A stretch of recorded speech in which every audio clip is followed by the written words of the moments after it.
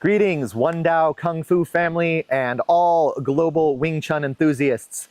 My name is TJ, here with another Kung Fu Wing Chun download, this time on the concept and fundamentals of seeing Qi. So there comes a point in our Wing Chun training where things that once felt like separate drills start behaving more like different expressions of the same condition, right? Centering, sensing, syncing, intention, state. At first they feel technical. Later, they begin feeling environmental, like changes in pressure rather than tasks to perform. And somewhere along that maturation process, we encounter the phrase, seeing Qi.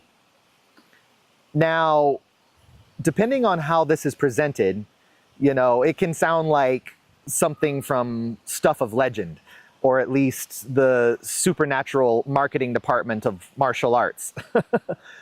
But within the Chun Song Tin lineage of Wing Chun, along with the evolutionary refinements of Sifu John Kogan, seeing Qi turns out to be far more practical than poetic. It's not necessarily about extraordinary perception. It's actually about ordinary perception becoming enhanced and clear. Because early Wing Chun training is mostly interference. In Sun Lung Tao, we aim to reduce the mental noise and transform form into flow. In Chi Sao, we often overlook physical cooperation as competition.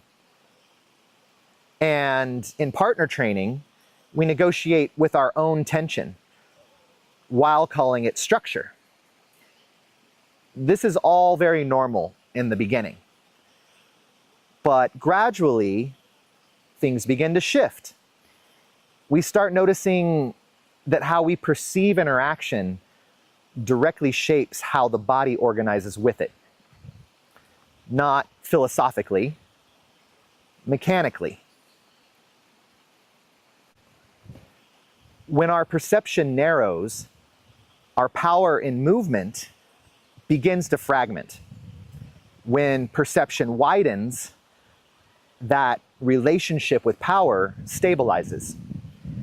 And this leads into a developmental arc that many practitioners of Wing Chun eventually recognize. First, the mechanical phase. We focus on angles, shapes, effort. Everything feels controlled, sometimes even forced. Then comes the structural phase. As we begin sensing how alignment distributes force, we notice that with muscular strain, there is more skeletal efficiency. Then comes the relational phase. Practices like Chi Sao stop feeling like an exchange and begin feeling more like shared pressure dynamics. Then, the perceptual phase. We begin recognizing intention, direction, imbalance before movement becomes obvious. And finally, a phase that might best be described as inevitability, where our action becomes simpler. Not necessarily because we're stronger, but because we're interfering less. Now, this is where seeing begins to mature. In early Chi Sao training, the purpose is not to win. The purpose is to learn space, to understand what it means to be trapped and what it means to trap. to feel how pressure organizes between two structures. A cooperative laboratory of relationship, if you will. Seeing Qi begins here not as a visual experience per se, but more like relational awareness. Lao Tzu mentioned,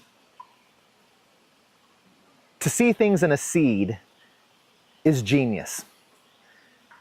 So what is that in martial terms? To sense interaction, maybe even before it becomes conflict, is functional intelligence. As sensing stabilizes, power stops feeling like something that's generated locally. It begins behaving like an energetic turgor pressure traveling through a unified structure.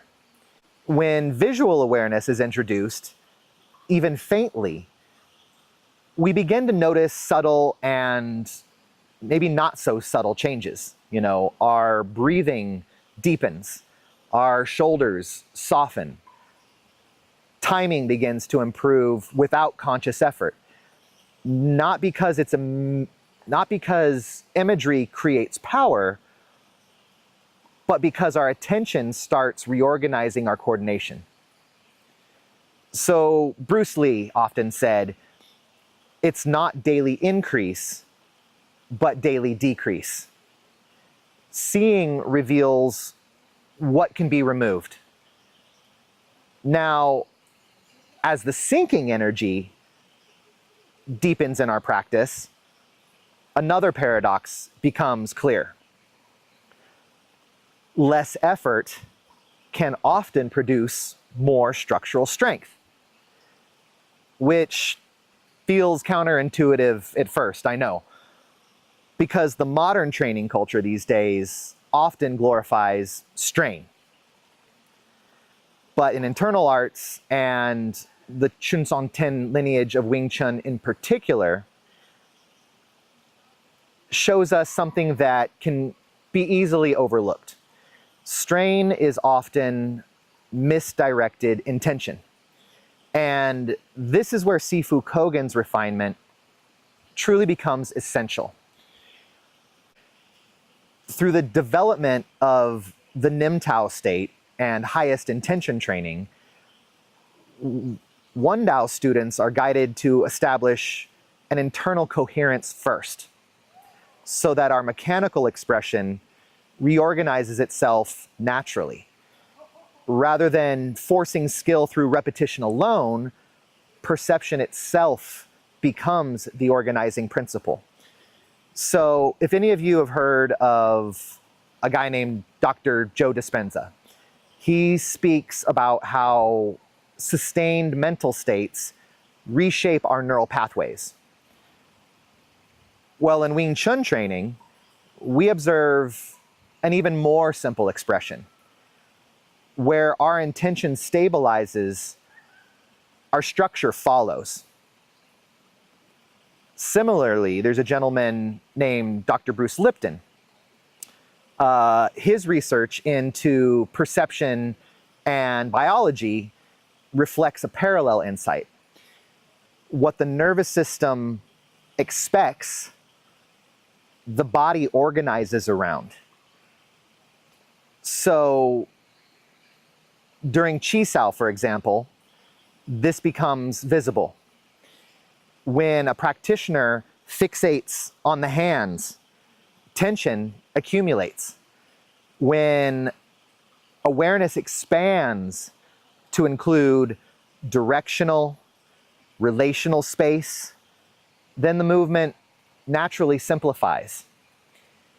Interaction now can become less dramatic and, like I said, more inevitable. And this is where seeing shifts from a conceptual idea to a fully embodied experience.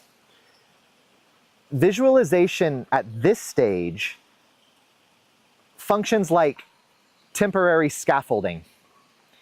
It stabilizes our perceptual relationships that haven't yet matured into a real form of direct recognition. But as our training deepens, imagery becomes less necessary. The coordination now is what remains. Seeing Qi then becomes a sort of perceptual literacy, the ability to recognize imbalance, direction, opportunity, early enough to respond without panic and without excessive force. Within the Chusan Tin lineage of Wing Chun, what ultimately emerges isn't theatrical power, it's simplicity. Our movement becomes efficient because structural and perceptual resistance have now both been reduced. Now, with all that being said, seeing Qi shouldn't be thought of as an endpoint. In truth, seeing Qi is a doorway into a clearer participation. A clearer participation in Sul Nam Tao, in Qi Sao, in teaching, and in daily life. Because how we perceive pressure determines how we choose to organize ourselves around it. Change our perception, and behavior reorganizes. We change the condition, and the superior outcome follows. And so, we continue training.